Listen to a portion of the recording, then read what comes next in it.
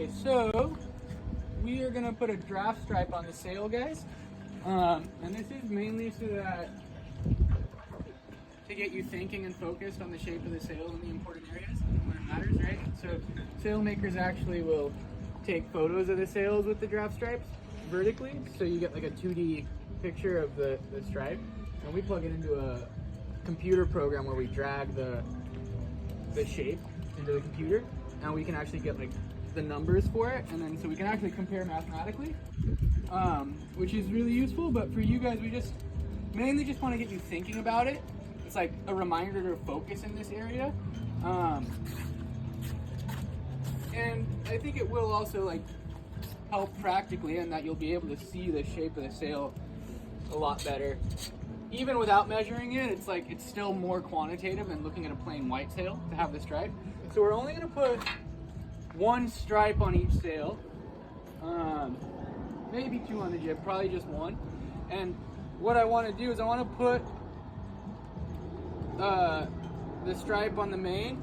I'm gonna put the leech of it right above this batten. I don't like to put it through the batten,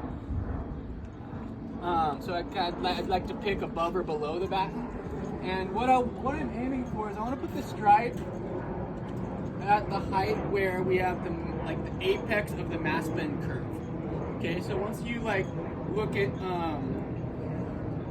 a main, once you have the vang on, the mast bends quite a lot below the spreaders, like between the gooseneck and the spreader. There's a lot of mast bend.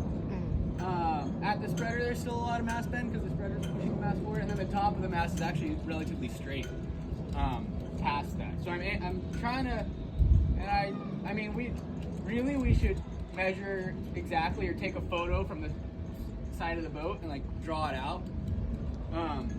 But I think this will be pretty close. So I'm gonna go from right above the batten here, probably right above this seam, just because it feels about right. And you can see here's the spreader patch, so the spreader height's about here. Yeah. So it'll be a little bit below the spreader. And what I'm going to do is I'm going to make it parallel to the foot of the main.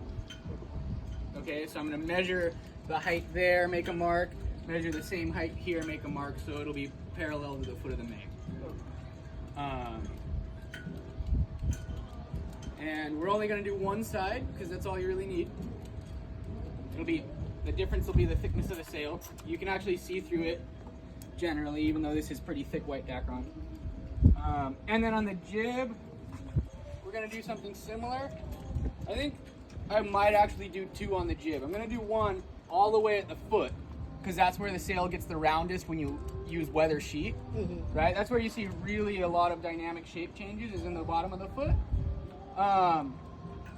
So I'm going to put one all the way down low so that we, are really focused on that. And then I'll probably put a second one up here because the entire jib's important, but we want to, I think